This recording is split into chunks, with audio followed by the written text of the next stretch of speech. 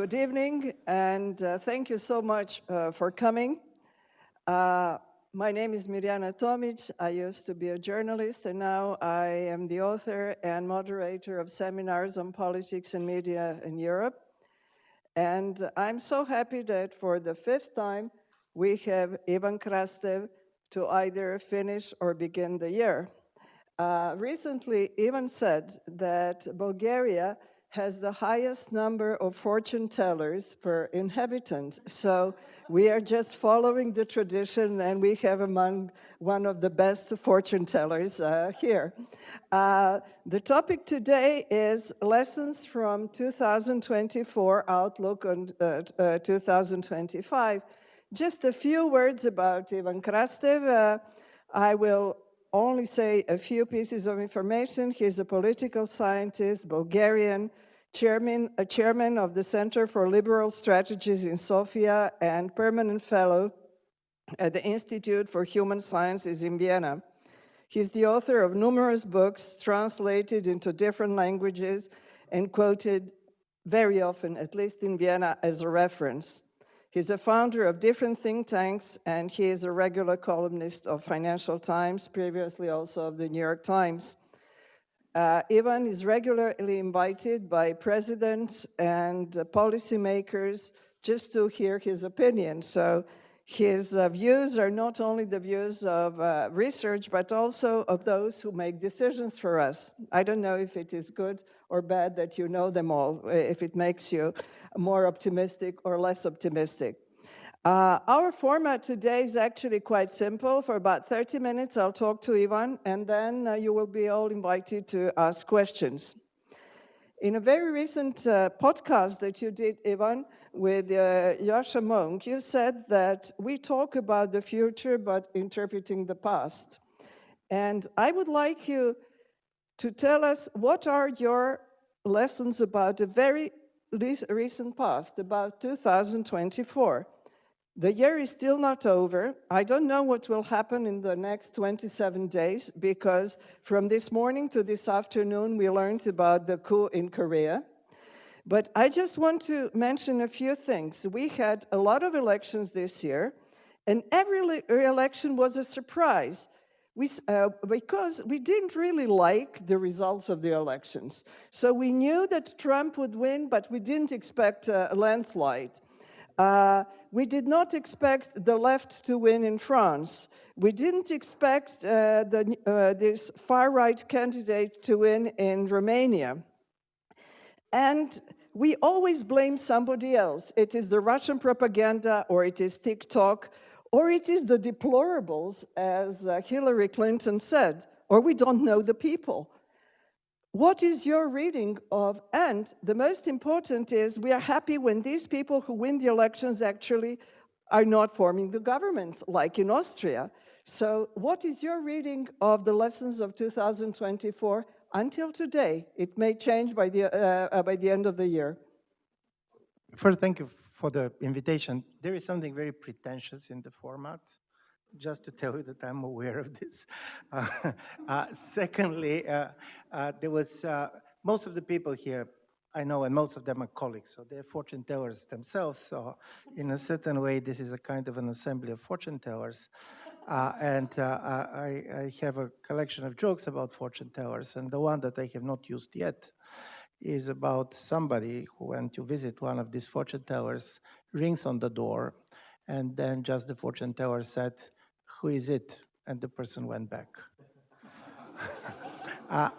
I'm saying this because in a certain way where I do believe you're right is we're not so much surprised, but even when we can predict results, we're not sure anymore what it means. And from this point of view, even this conversation for me is much more comparing intuitions than anything else. 2024 was an important year. It was obvious to be like this. You have almost half of the population of the world voting. There was really important elections. And also you have two important wars going on, which was also very much there, and we knew that they're going to influence each other. And there was a trend, and the trend was the incumbents almost in most of the places they have been losing, and from this point of view, who is winning was very much who was not in power before. In the United Kingdom, the left came. In the United States, basically, it was Trump. Those countries, of course, like Mexico and India, but particularly Mexico, where basically the party of power did very well. But the most general feeling is, and this is because kind of this type of a conversations about type of a generalization for which you're going to be killed in any self-respected political science department. But the general feeling is that we are seeing a great political rupture. And my starting point is, when you see a great political rupture, the only way is to try to see, is there any type of experience that you can mobilize in order to understand what is going on? And for somebody coming from where I'm coming in our generation, I do believe we see something that resembles, for me, what we experienced in 1989. There was a big kind of a cycle closure. It's not about one place or the other. And the most difficult for us to basically comprehend is that in order to see it like a big political rupture, and particularly if you have a kind of a liberal convictions, it means that you should put yourself in the shoes of the ex-communist elite in 1989.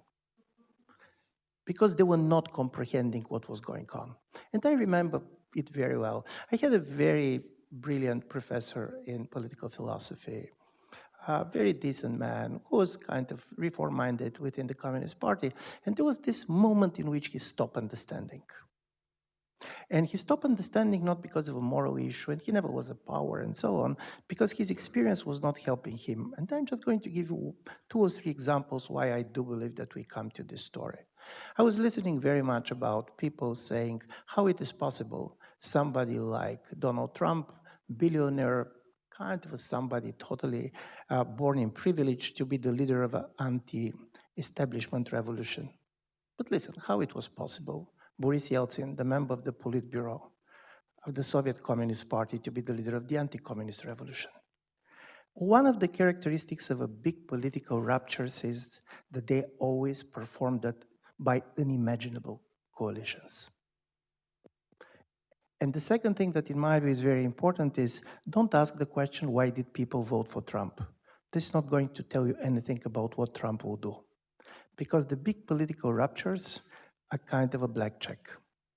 In a certain way, the mandate is that something dramatic is going to check, and you're not asking people for what they voted. And by the way, different people voted for totally different things, but you believe that you have a mandate for a big change.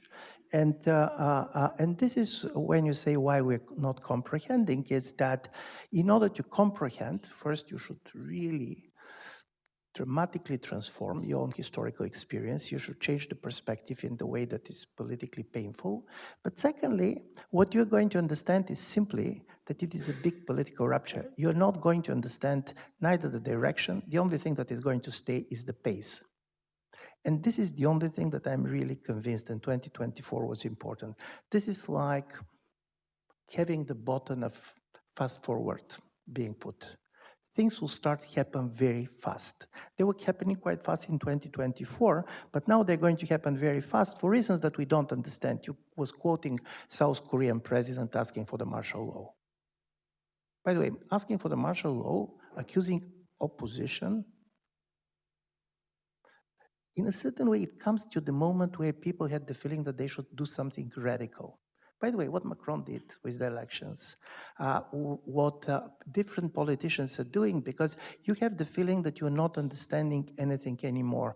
And when you don't understand, you go radical, because you basically believe to start a change, then basically be destroyed of it. And my feeling is talking about the lessons of 2024. 2024 was quite fast forward, but with the changes in the US and other places, the pace dramatically is going to change.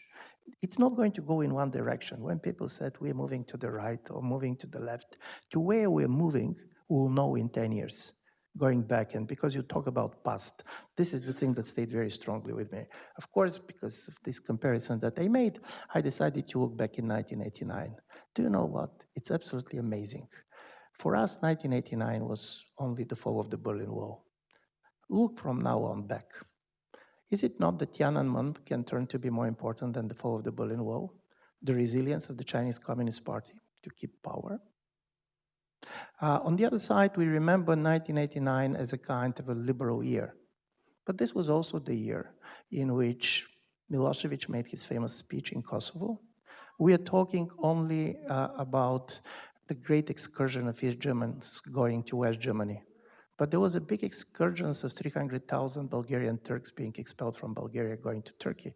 Probably this excursion, and the historian Paul Betts has written beautifully on this, can turn to be more important. And then I went into opinion polling, and in 2019, the Russian public was asked what was the most important thing that happened in 1989. And they have 5 options. They have Polish elections, they have Berlin Wall, they have Tiananmen. That 54% of them selected the withdrawal of Soviet troops from Afghanistan. And then 2 more things. 1989 for the political Islam was as important as for the liberals. Osama bin Laden believed that for the first time, Islamist movement has defeated a superpower, expelling Soviets from Afghanistan.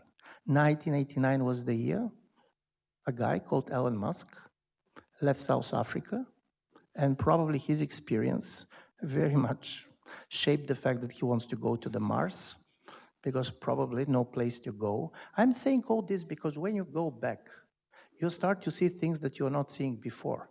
And my major story is we are very much focused on Trump. It could be that something not less important is happening in other places. And one of the things that we can try to do is really try to see these things, at least try to basically feel it happening, because this thing, of course, is going to be connected also with the Trump coming and the end of the America as a liberal empire. But otherwise, there are going to be many 2025s. It's not going to be just one. In the way now we learned that 1989 was not just what we saw in the center of Berlin. When you speak about this radical change in the rupture, which way do you think this rupture can go? Because in many ways, we feel we are going in some areas backwards. Women's rights, democracy. Do people still believe in democracy? Or anything goes? Or the politicians nowadays do not understand what voters really care about? It can go in different directions, in different places. There was this famous story it was a children's book about some lord who jumped on his horse and started riding in all directions at the same time. The problem of a change like this is that we see the directions either because we have a very strong ideological view and we are seeing what we want to see, or because basically when we talk in our circles, for sure, there is a major problem, not only with the women's rights and others. There was a certain type of a backlashes. Part of it, and you're going to come to something that I'm totally preoccupied with currently, is that many of these things is also happening because of our changes that have been there and we start seeing them suddenly. For example, between 1965 and 2015, fertility rate in the world went down 2 times. Now, majority of the people in the world live in a kind of society which the fertility rate, the birth rate is below the reproduction level. Why I'm saying all this was always there, the specialists knew this was projections, but suddenly this fact start to mean many things. By the way, I don't know is it good or bad. Depending how you see it. For climate and others, probably having less people is not bad. But imagine for the first time that you have this society which starts to look childless, and you start to ask why the women do not want to have kids. Because they have cats. Yeah, they have cats. No, but this is, J.D. Vance looks as kind of insane, but he was touching on something that suddenly makes at least a certain part of the population very nervous, because what we are doing, is it a collective suicide? Why we're not reproducing? And listen, this is dramatic. And I'm just going to give you one figure about South Korea in order to understand that it is dramatic. In South Korea, they have a reproduction rate which is under 1%. Obviously, something is dramatically wrong with the South Korean marriage and so on. But as a result of it, if they're not going to change the trend and if they're not going to be migration, they're going to lose half of its population in the next 20 years. So now imagine the economic, political, and security implications. This is a country where kind of the biggest military divide which remained from the Cold War is still there. Can you imagine that you're a leader in a country and you know that basically in 20 years you're going to lose half of your population? I'm saying this because when you go and start seeing this, you start to see totally different reasons why governments are doing what they're doing. One of the things that I have been doing recently was rereading some of the speeches of President Putin, very much focused on the problem of demography and population. And he had a total fixation, by the way, absolutely legitimate on this. Russia was a country that was starting to have demographic problems going back to the 1970s, but the disintegration of the Soviet Union was really dramatic. The birth rates went down 39%. 17 million people, basically, Russia lost after the disintegration of the Soviet Union. Part of it is way of life, alcoholism, and so on and so on. But why I'm saying this, suddenly, before the war started, Russian presidents start to repeat one and the same things, particularly when he talks in front of children, and totally without being asked. He was all the time saying that there are not enough Russians in the world, that Mendeleev predicted that in the year 2000 there are going to be 500 million Russians, and that if Russia is not going to increase its population, it's never going to be able to defend its civilization. I'm telling you because you're talking about political science. My only methodology in political science is try to understand something that looks illogical, and probably this is going to help you to understand. This abduction of kids, which started on the day one of the war, particularly orphans, the decisions basically to allow Russian families to adopt kids in weeks, was for me the most surprising things, and you're never going to understand it. If you're not going to understand it for him, this was about seeing Do you think this was planned in advance? Listen, how to know what was planned in advance? In a certain way, probably historians will go there, but I can see this being done and done and done to the extent that in 2023, there was a meeting of the Russian World Congress, and the talk again was about 500 million Russians. And I do believe this is important. So everybody is kind of quoting Brzezinski, who said that without Ukraine, Russia is not an empire. For Putin, without Ukrainians, Russians is not Russia. And from this point of view, treating them as a kind of a bewitched Russians, and this is coming from one of his advisors, suddenly it is not about land, it's about people. It's about population, and this is kind of a totally different story. Why I'm saying this? Because we're going to have other countries which are going to face with this identity crisis, because populations are declining and we don't know why. It is declining in rich countries and in poor countries, in democracies and authoritarian regimes. This is like with democracy in the 1990s.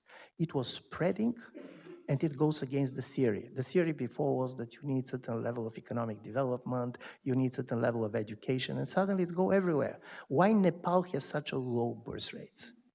Why Finland, a country with a very good social policies? And the most important is governments cannot react because economic policies does not help. They tried, everybody is trying. And here comes the Russian leader who basically said, this is a cultural war. The West is childless, and because they fear our vitality, they won't make us childless. And this is why they're asking us to become without kids, gays. By the way, Russian government just 6 months ago criminalized any type of promotion of a child-free life. So you should understand how deep it is. This demographic anxiety is deep, and it goes very much about the role of women. Why not? Why they don't want kids? Then comes also the story, if they're not going to be kids, how are you thinking about the future? What about the intergenerational contract? And then comes, of course, the great replacement theory.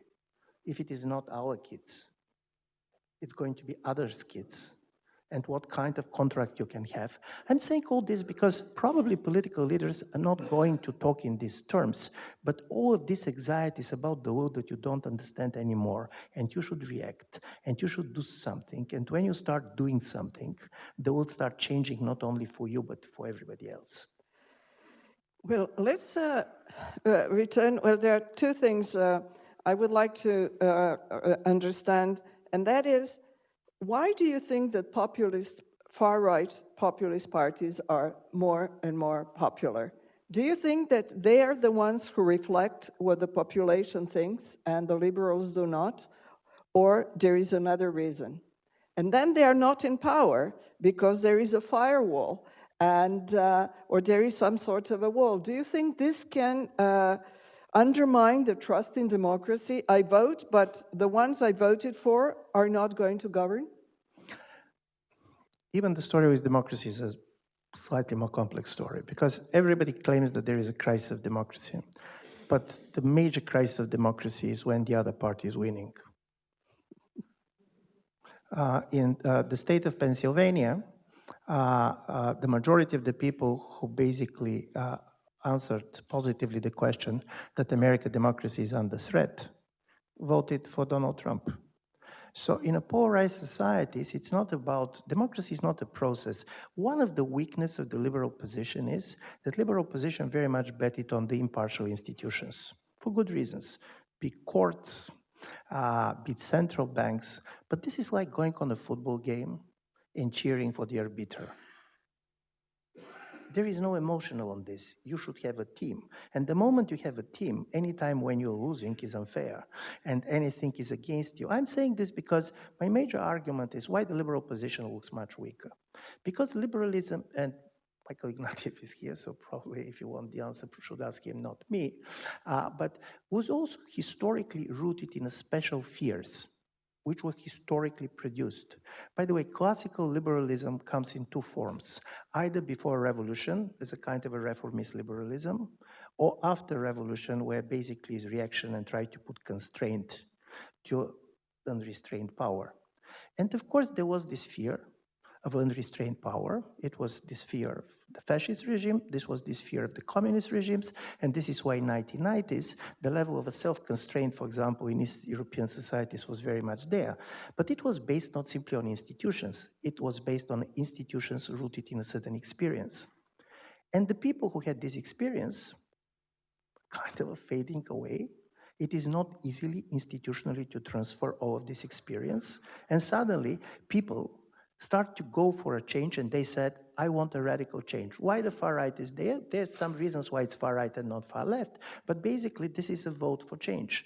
And when with one of the questions people are asking what is going to be the word of 2024, I don't know what is the word of 2024. I have a guess what could be the word of 2025.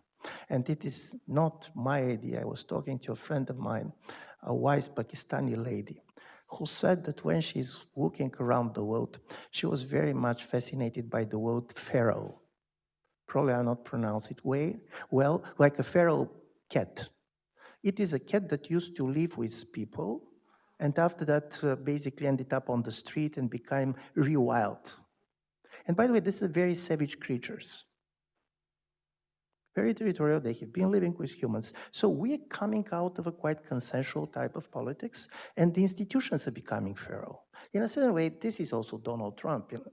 But it's not only Donald Trump. When you say Donald Trump, yesterday, Joe Biden decided to pardon his son. The moment he did it, he is part of the Trump constituency. Because this is it. I can understand it, and I don't want to face his dilemma, what I'm going to do in a situation like his. But this idea that there is a major dividing line, that basically we're never going to do what they're doing, this is what people understand not very much happening. And on the far right, there is something important. This is the issue of identity. And people had the feeling that two things are happening on the level of identity. Not simply that the identities are changing, but they're changing very easy. And I remember this again in the 1990s. Listen, suddenly, in a country with very big communist parties and so on, people are changing their views. And to be honest, most of the people are doing this very sincere, because probably, deeply in their hearts, they never liked the regime.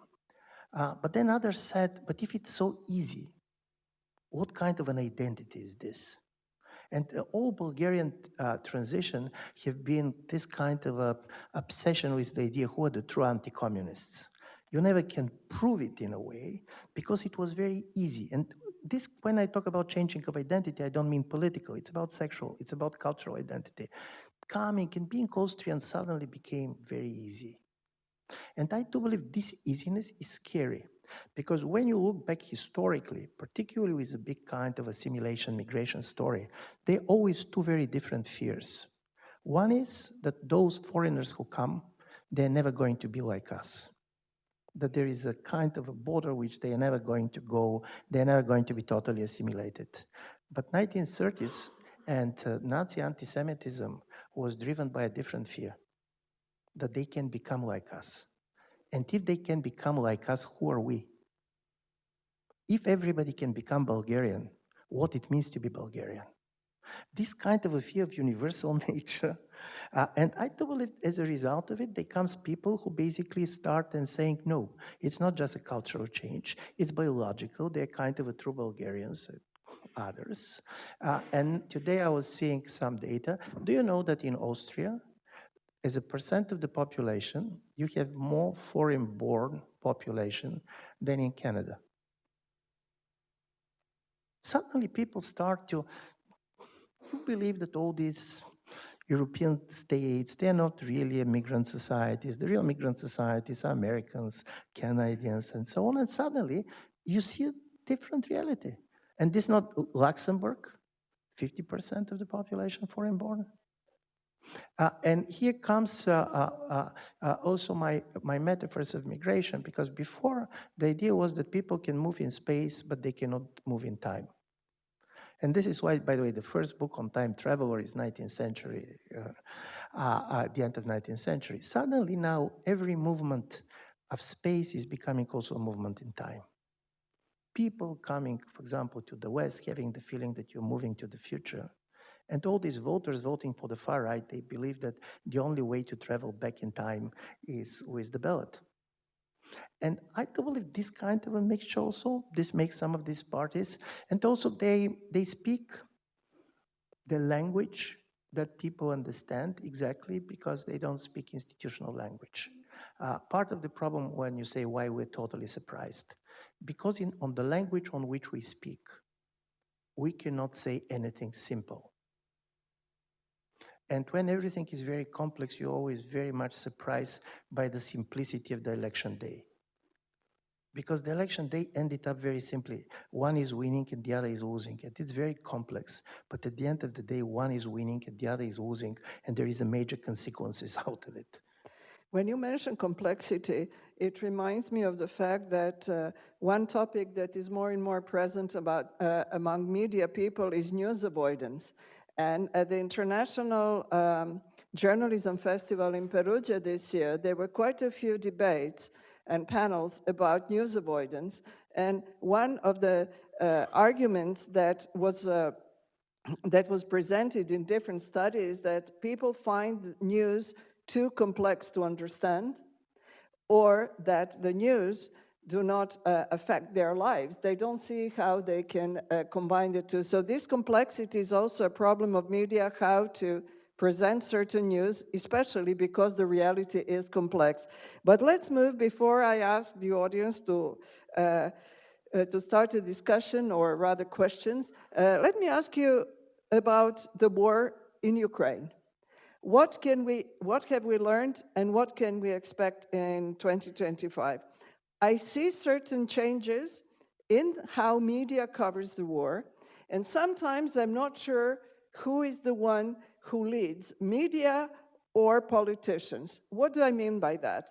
Well, for example, 2 years ago, certain things were not politically correct to say about Ukraine. Now everything seems politically correct. Now you can talk about corruption, you can talk about people who are deserting, you can talk about the lack of press freedom, just to mention a few things. For the first time, it is mentioned that Russia may win. So how should the normal voters understand this? On the one hand, we have the European Commission that just went to Ukraine saying, well, we shall support Ukraine as long as it takes. Does Europe have the means to support Ukraine? Is it only a verbal thing, or there is reality? The word war is mentioned more and more often by European politicians. Who is going to go to that war? Is anyone going to go and fight? Or one thing is what we hear in public discourse, and another thing is what's being discussed behind closed doors. Let's start with the fact that the war is a very different reality. I was always thinking about Europe because the biggest kind of problem of Europe is the successive European project. The successive European project was making the war unthinkable in Europe. And that was a success. It was simply unthinkable. I mean, unthinkable for different reasons, for different people. There was a film that I believe that I have seen, but my wife told me that she has told me the film, so probably she's right. But in this film, there is a person who, his major experience is he's a gardener, and he spent most of the time watching television. So when in real life he was attacked by gangsters, he didn't know what to do. He simply took the remote control and tried to change the channel. And to be honest, this was kind of a reaction of Europeans to many of the problems, because all these kind of wars and things, it was not our world. We knew that it exists, and by the way, European politicians are not people who don't know anything about this. And then comes it, and you say about the journalists, why they were saying this and that. Listen, if you go to Ukraine and you see people dying, and you know these people personally, and Tim is here, other people that have been there, and you know that for them, your article is going to make a difference. You try also, you don't stay neutral in the way you go to places that you go. You try to help them, and you know that on the other side, there is a propaganda machine which is basically telling the story of success. So you have a moral pressure that is not coming from your editor, just for being there and having experience. And this is real, by the way. This is not simple, because it is easy for us to make an analysis here. And I'm going to say this, I do believe that there is a problem, and there's going to be a major problem with Ukraine, also with the coverage of it. But go and see the people, and their life has changed. And 2/3 of the Ukrainians do not live where they have been living on the first day of the war. We are missing the scale of what is happening on the level of the personal life. We are talking about war as if there is something like any war. This is a big war. I'm just going to give you the latest data, and again, a colleague of ours here basically probably is responsible for 80% of what I know. I'm embellished, but for the moment, the idea is that both sides, if you try people who have been killed, heavily wounded, or desertering and so on, we're talking about 700,000 people on our side. Listen, this is big. This is big. And as a result of it, everything is changed. And all these people that have been like you. So this is why when you start covering, the first thing that you try to cover is to try to cover the surprise. And we all felt very much guilty, because not only President Putin, but all European leaders and European intelligence and American agencies believe that this is going to end up in 6 weeks. And here is part of the problem. You try to overcompensate. And we went to the other direction. We start writing as if people can be in 3 years in a war and they are not going to be affected by this. That you're going to have the same level of unity that you have on the day one. No, Ukrainian society is at the moment divided society. There is a tensions between those who volunteered and went to serve and those who try to by themselves not to serve, between those who are in the country and those who are out. And this is going to be even more difficult. The 60%, according to the latest polling, do not want President Zelensky to run on the elections. And this is a political reality. But just going from one picture to the other also does not help you to understand exactly what is happening. And when I say exactly what is happening is, Russia at the moment, as it looks like, is winning, but this is not the war that they started. And in the way you cannot understand why he started it without seeing the abducted kids, you're never going to understand which is this war if you're not going to ask the question, what 10,000 North Koreans are doing in Kursk? And just to give you the idea of the surreality of the situation, I saw somewhere, somebody has been quoting it. We are living in a world in which a Soviet Su military plane is attacking Kursk in a Russia-Ukrainian war, and the target is the North Koreans. Put it, and just 30 years ago, all this does not make any sense. And it does not make any sense because when the war started, Putin wanted this to be a local conflict, a special operations like Crimea. Nobody should be involved. This is not your business. This is a kind of old family affair of the disintegration of the Soviet Union. Get out. And suddenly, he's internationalizing the conflict. But Ivan, is Europe ready for what is happening now, or Europe is just navigating, reacting to reality? When you're saying Europe, exactly whom you're... European Union? But European Union is certain organization that does have certain budgets and so on. They're member states, they're populations. So let's tell the most obvious, which you know better than me. The war does not look at the same way if you're living in Poland or the Baltic Republic and if you're looking in Spain or Portugal. Simply, it's totally different. And we know this, and all of this is Europe. Secondly, when it comes and when it starts, when you say, is it ready or not ready? My second question is, ready for what? Because also the other thing that was changing, when it started, the idea was that nuclear is not possible. Suddenly, you're not sure. You're not sure, because the problem with the war is that you go on the level of escalation, which starts to have a logic of its own. Why the Russian president is using ballistic missiles, attacking something which is, listen, these missiles are for totally different purposes. They should not be used for these purposes. But because you try to show the dominance of escalation, you try to go that there is no red line that you cannot cross. And when you're asking me what to expect, I do believe that most probably we're going to see negotiations, ceasefire. Are we going to have settlement? I don't believe it. Because when you talk peace for land, it starts with the assumption that this war is about land. And my feeling is it's not about land. And because it is not about land, one of the major stories, how you're defining victory and how you're defining basically defeat. I'm one of the people who believe that the West was wrong, claiming that it's up to Ukraine to generally say what is victory and defeat for very simple reasons. Ukrainians can decide what they're going to define as their victory and their defeat. But this is not only the war about Ukraine. And recovering all the territory and so on, created a situation in which the negotiations are more difficult. True. By the way, the Ukrainian opinion is also moving. Because talking about demography, the biggest problem for Ukrainian leaders, regardless who is going to be, Zelensky or Zelensky, and by the way, one of the reasons Zelensky is so much respected is he was caring about people. And he should care about people because there is a country which is even in a worse demographic situation than Russia, and this country is Ukraine. In 1991, there was 52 million people living on the territory of Ukraine. When the war started, there was around 40 million. Now in the territory that basically is controlled by the Ukrainian government, they're between 25 and 27. And keep in mind, if this war goes for a long time, the likelihood of people who are now here or in other places to go back is decreasing. There's specialists on migration here, and this is a well-known story. Secondly, young people. And I said this yesterday on this. Americans are telling to the Ukrainians, start to mobilize 18-year-old. We don't have the right to say this. Listen, we really do not have the right to say this because the demographic, this is such a small cohort. Any of these 18-year-old killed means probably also 2 kids not born. And Ukrainians know why they're not mobilizing them. But of course, the military are right. And I was talking to a general who said something which for me as a civilian person was a shock.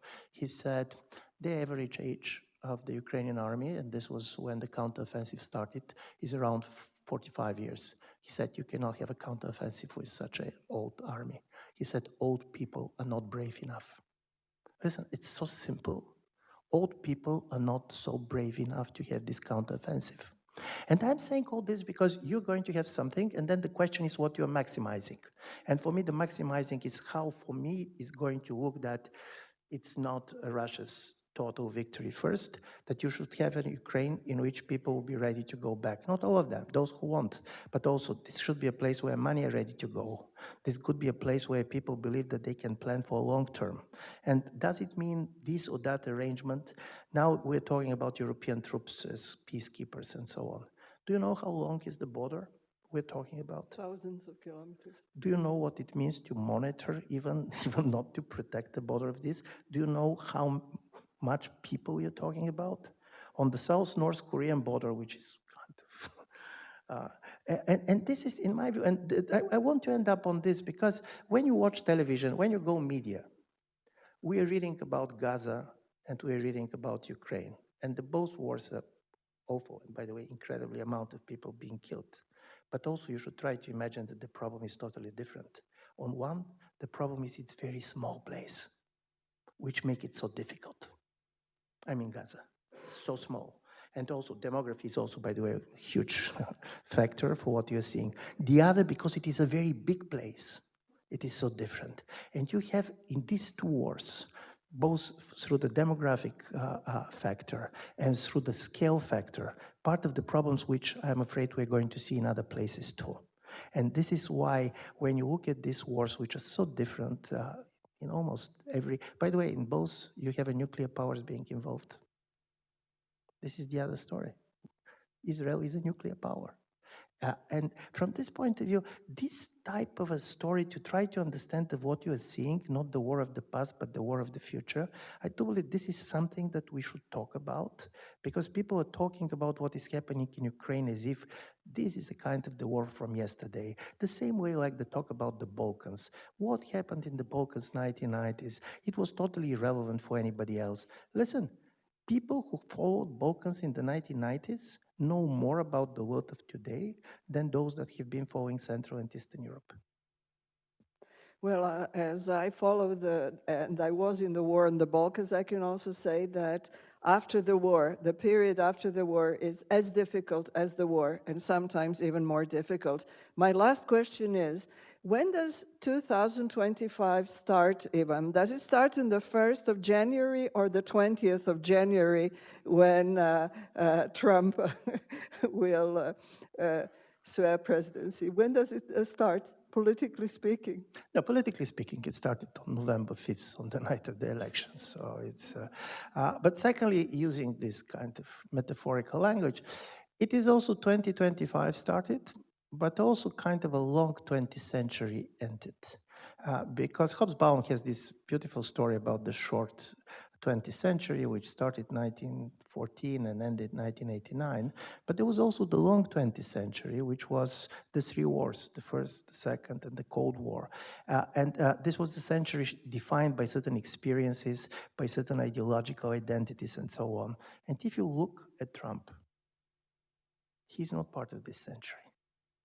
I'm not saying this is a negative or positive, but he's not part of this century because he perceives American, for example, hegemony in the last 35 years as America being the loser and not the winner. He basically is never going to refer to the experience either of the communist period or even of the war effort of the Americans during the World War II as something that has shaped his experience. So as a result of it, I do believe that certain type of things ends when the defining experience of this period suddenly became irrelevant. When the magic words of this period disappeared. For example, Democrats, not particularly geniusly in my view, started to use the words fascist for Trump. Listen, it was a dead word.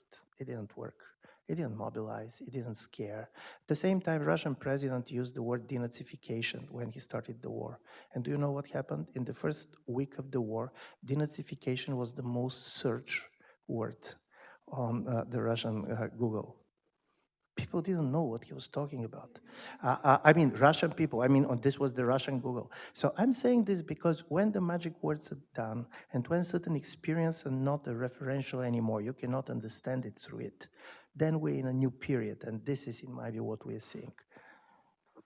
Thank you. Well, I open the floor for questions. Please, yeah, 1, 2, but please introduce yourself because we are filming. Thank you. I'm Stefan Lehner. I work for Carnegie Europe. I have a question concerning the demographic decline. The way you frame it is destabilizing, basically. You think Russia attacked Ukraine partly because of demographic angst. You also say that this demographic decline is a threat to identities, leads to the rise of nationalistic, aggressive politicians. But can't you say the reverse too? I mean, you just said you can't make a counteroffensive with 45-year-old people. Maybe you can't do an offensive with 45-year-old people. If you look at, for instance, the Crusades, I think there's this analysis of the Crusades that it was basically an aggression of the younger sons of aristocracy who had absolutely no role in Europe and therefore had to go to kill people elsewhere. And if you look at the Balkans, you have, of course, still a lot of tensions. None of the big problems has really been resolved. But most of the people who might go to war are now in Switzerland or in Germany or elsewhere. And I would think in the longer term, you would see probably more stability because of fewer people who still really have the energy to go to war. What do you say? No, thank you very much. By the way, historically, normally there is a correlation between the younger population and prone for violence, be it for civil war, being for wars in general. And you're totally right. What is the problem with depopulation that I talk about? We do not have a relative collective experience. Because the last time this happened in Europe was 700 years ago, and it was the result of the Black Death. And as a result of it, it was not. What is interesting, and as I said, I'm not positive or negative, is it good or bad, but I know something. The most disturbing thing about this demographic anxiety is because you don't understand why. It's a cultural choices of a billions of individuals, and they're making different choices. Some young people don't want to do it because of climate. Some of other things. By the way, one of the reasons could be that we're living long enough. And in a certain way, you're changing your perspective in life. I have a favorite quote on this from Woody Allen, who said, "I want to live forever, but not in the hearts of the people, but in my apartment in Manhattan." Why I'm saying this? Because when you have this perspective, suddenly, and for me, this is what is disturbing is, you discover the mortality of nations. Because starting from the piano concerts to the nations, this is how we are fighting our mortality. You believe that if you're going to die for the nation is going to remember you. If you're going to create what Bach or Scriabin has written, you're going to stay forever. And suddenly, it's not true anymore. And I do believe this is what really destabilized. It's not simply the number, of course, the movement of people, the changing of an ethnic character of societies, because the story is why we are society together. By the way, economic differences is making it, again, how we know that we are society. What are the common experiences that we have, which was so typical for the modernity. And also this generational perspective. Michael Ignatieff has a really beautiful piece on this particularly generation to which he belongs, and which was kind of a generation being born in peace and basically having all the economic advantages and others. I'm saying this because this is destabilizing. And then the war is an attempt to stabilize, because what the South Korean guy believed when he declared the martial law is, you believe that through external threat, you can produce some national unity. And it is not proved. Nowhere now external threat produce national unity unless, like in the case of Ukraine or Israel, you attack directly. When you attack directly, it's totally different. But Poland, does the war next door produce any type of a national unity? Does it change the level of cooperation between the government and the opposition? So the people had to answer. And in my view, this is a major change. But otherwise, I agree with you. It's not only positive or negative, but you cannot understand this. And this is destabilizing. Why these women do not want to have kids? And by the way, if you're a young man, why they don't want to have kids from me? Please. And then, first, here. And please introduce yourself. Yeah. Here, yeah.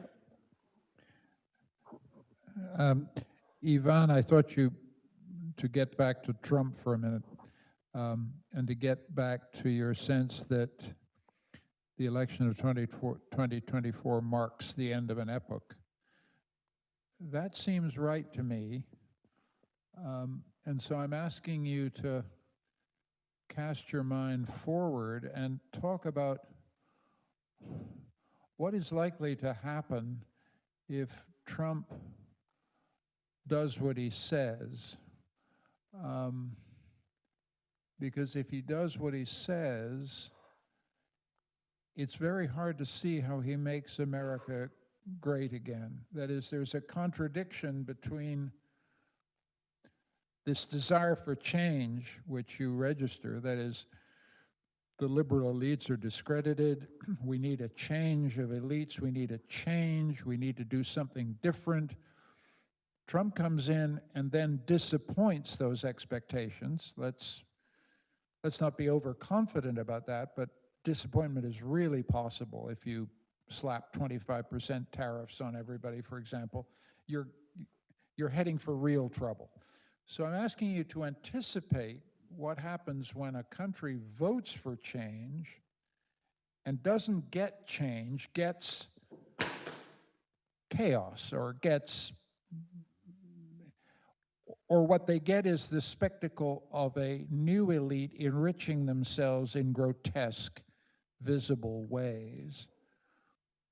Aren't we then looking at the ever further decay of the political system of the United States and another cycle of rebellion? I mean, where does this go? Listen, this is a great question, and as a Bulgarian, probably I can answer it better than Americans. Because this is the experience of many of the countries of what happened. And by the way, we are not comparing, it's totally different. There was a model in 1989, you believe that you know what you want. My idea is that this is a major change, because regardless of how Trump is going to succeed or fail, we are never going to go back where we were. For me, this is, and here's the most interesting things about the Biden's failure, let's put it like this. Biden bet it on normality. Biden said, listen, look at these people. Then Americans were not like this. They're crazy, we're going back. And he did things which are not trivial. He decided to mobilize things that historically has worked for the United States. He went with a huge spending, basically the Roosevelt type of a state. He tries to use the COVID as kind of a analog to the war to mobilize the idea of solidarity and so on. And the money was spent, and his economic results were not disasters, by the way. There was inflation, but you see the economic growth that now Trump is enjoying is very much built there. But it didn't work, because in my view, Trump has got something that is a historical cycle in which America stopped to be in love with its own exceptionalism. And in my view, this is a major story, because Trump said why we should be better than others. We are fools. We all the time pretend that we are more moral and this and that. We don't need to be better than others. We simply need to be stronger than others. And from this point of view, the idea of greatness is totally divorced of any type of a moral meaning. And secondly, when he was talking to the American voters, his major argument was, I care only about you. Don't trust the other side, because they care about Ukrainians, they care about Palestinians, they care about everybody. When somebody cares about everybody, they don't care about you. And this exclusive nature of solidarity, by the way, not as racist as people normally are portraying, for him this is the distinctions between citizens and non-citizens. We Americans, so how it's going to affect the world? By the way, it's going to affect it dramatically, because in my view, he's going to do things, but also he's going to do it very fast. Imagine that you're coming with these promised tariffs. I was seeing some calculations that have been done. For Europe, it means the loss of 1.8% of the GDP. For China, 2% of the GDP, but for Canada, 2.5%. Listen, it's big. But not simply it is big, but you start preventively doing things. You start basically reacting to this and that. On the other side, he's doing this story with tariffs, not understanding that he is also creating incentives for the Chinese that probably he does not want to create. Because if you're going to tell the Chinese, we're not going to buy, or we're going to buy on a very high price your products, they still have overcapacity and they should sell this somewhere. And secondly, if they want to get the American market, they should move even more of their production to places where the tariffs are lower. So suddenly you're creating a global political China. You're pushing Chinese to be much more interested also politically in other places. And for Europe, it's going to be, in my view, the most difficult for three reasons. One, we're a very slow animal. And this was part of our strengths, because when you're slow, you're not making many stupidities. It takes time, so you can make several, but not many. But at the same time, he's going to make the world pushed so hard to respond to his policies that in Europe, in my view, this is going to create a major fragmentation. And now everybody is focused on security. To be honest, I'm less afraid of this, because European Union is organized in the way that if countries like Poland, Sweden, France, for example, decided to do something serious about Ukraine, this type of countries can start something on their own, and it's not going to be the whole of European Union, but European Union is going to welcome this type of initiative. But on trade, where we have a collective policy, what is going to happen is that everybody is going to push for exception. And then what was a common policy will stop to be a common policy, because if I'm Hungarian and I'm producing these special things and I have a special relations with Trump, I'm going to say, can you just reduce the tariffs? Just on this. And this is going to create this type of in my view, this type of tensions that I'm afraid are going to be very difficult to be done. And my last point, because probably this could be interesting not for most of you because you have read it, but it's also interesting to see to what extent Europe was preconditioned, both on a kind of a free trade world and America is a liberal empire. Simply, not on American power simply. Because listen, American power is still there. Probably not as powerful as people believe, because power is in the eyes of the consumer. But the story is that, and this is like Yugoslavia in a way was preconditioned on the Cold War status quo, on certain type of a balance of powers that makes everybody interested of Yugoslavia to succeed in the way it was. So for Europe, finding its place in this new world is going to be more difficult for other countries which otherwise are in a much more difficult situation, be it economically, be it politically. Thank you. Thomas? Thomas Seifert, European Voices. Ivan, you started off with a fortune teller, right? So I would like to go back to the beginning of your talk. And usually you pay the fortune teller because he tells you nice things. I wouldn't pay him if he tells me I'm dead tomorrow. So let's go dark, right? And let's go there where things can really go wrong. We talked about Trump. Let's talk about a tactical nuclear weapon being used. Let's talk about Putin. Next he does is try Article 5 in, I don't know, Kaliningrad, in the Baltic states, whatever it is. And then a pretty obvious one, North Korea mentioned, also doesn't look great. And I'm sorry to break it to you, the bird flu doesn't really look nice at the moment. So this is another unknown that can hit us. So I'm wondering, how do you deal with this, let's say on a meta level, that the fortune teller is not really a great fortune teller. He has a lot of dark messages to break to us. And there is only, I want to end it with a joke that Richard Powers, the great novelist, told recently in Munich. He said, you go to the doctor and he really sick and you ask him, Doc, am I dying? And the doc says, no, not yet. And of course, that's the only right answer. So I just invite you to go a little bit to the dark places more. Please. Helmut Spodig, Presseclub Concordia. You already brought in China in your last answer. My question is, how does this rupture, or how will this rupture work on Taiwan?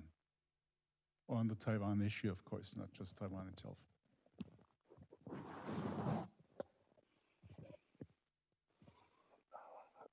First, on the story of the good news, bad news, and so on. They're going to be a year exactly because of this kind of a pace. To be honest, you're not going to be able to distinguish the good news from the bad news. For example, what is happening in Syria? Is it the good news or bad news? No, but it's not a rhetorical question. And my story is that one of the things that I do believe is going to happen is that suddenly certain things that were perceived as unthinkable are not unthinkable anymore. For For example, nuclear. Now, people are talking very much about negotiating with President Putin and so on, and everybody is saying, I have been working with him before. We do not have a clue about who he is now. This is 3 years of a war. This is a major change. If you have negotiating with Stalin in 1940, do you believe that you know him in 1944? So from this point of view, you have a psychologically totally wrong assumptions because it is a different person. Listen, I have met him several times. I don't believe that person that I have met have anything to do with a person that have asked 700,000 people basically to be destroyed. This is a different time also horizon, because the war is changing the idea of what is your mission as a political leader, how you want to be remembered, you believe what worked and not. And here, China is a very interesting story because before, China and Russia were perceived very differently because they have a very different time frame. Putin rightly believes that if he's not going to do something today, tomorrow is going to be more difficult for him. Russia was not a rising power for many reasons, economic and others, so his time horizon was very much kind of as good. Well, Chinese basically believed that for the last 300 years, something very strange happened, which means that the world was not China-centered. And then they believed that the world is coming back to where it always was, so they're going to wait. And when, in his first visit to Moscow after the beginning of the war, Chinese president said, we are now witnessing changes that we have not seen in 100 years. I do believe that the biggest problem in a moment like this is to figure out with what kind of time people believe that they're living.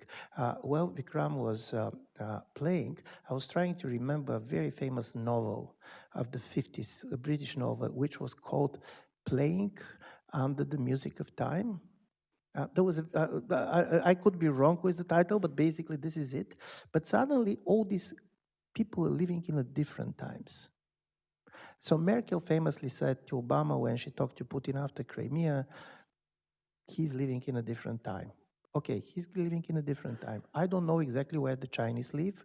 Chinese can decide to do something about Taiwan because honestly speaking, they know that Trump is somebody who likes trade wars. But he's not particularly interested in the military stuff, and plus, he does not trust the army.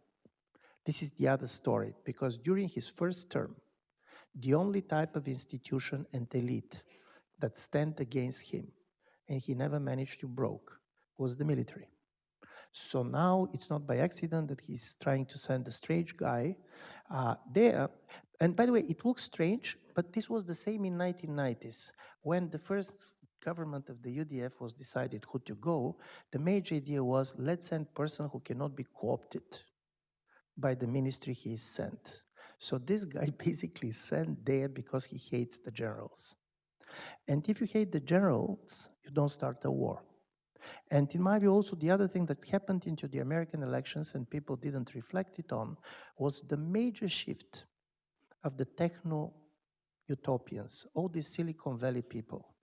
They were not Trump people in 2016. This was the Obama folks. They liked the Democrats. They were progressives. What happened? Not with Musk only. And this idea that America is losing, that we're not innovative enough, that we cannot save society as a whole and we should save only the best part of it. All these people, I don't know if you see how many of these people sided with Trump, people who really culturally was very different. By the way, they're very different people. So why?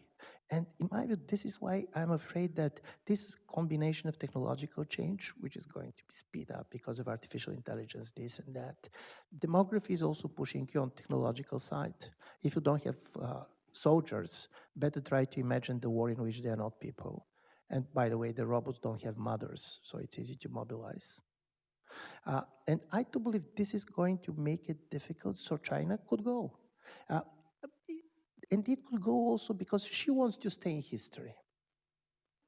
And I'm not, we have friends with Michael who are China specialists, and they said till the end of his term, he wants to do the unification of China.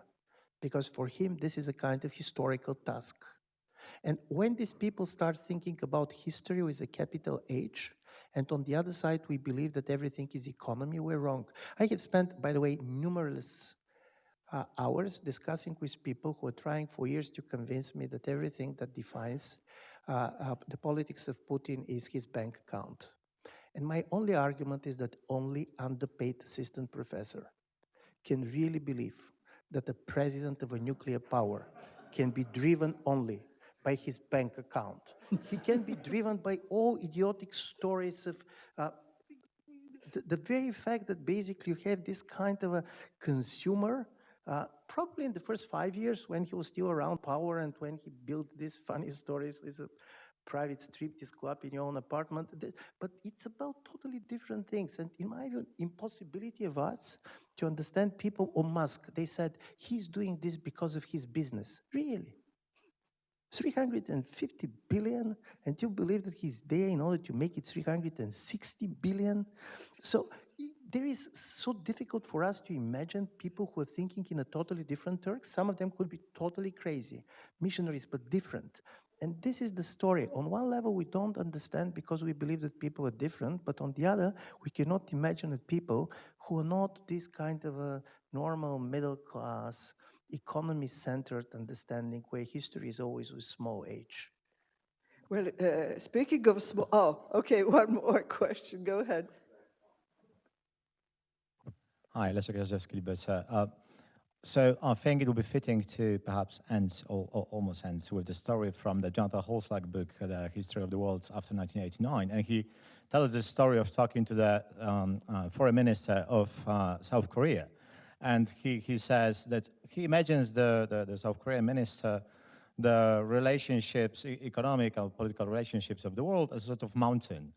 And here, the South Korea and China are climbing up the mountain, and they see that the Westerners are having the picnic. And they're very anxious that the others want to reach out to the top and prevent them from reaching the top.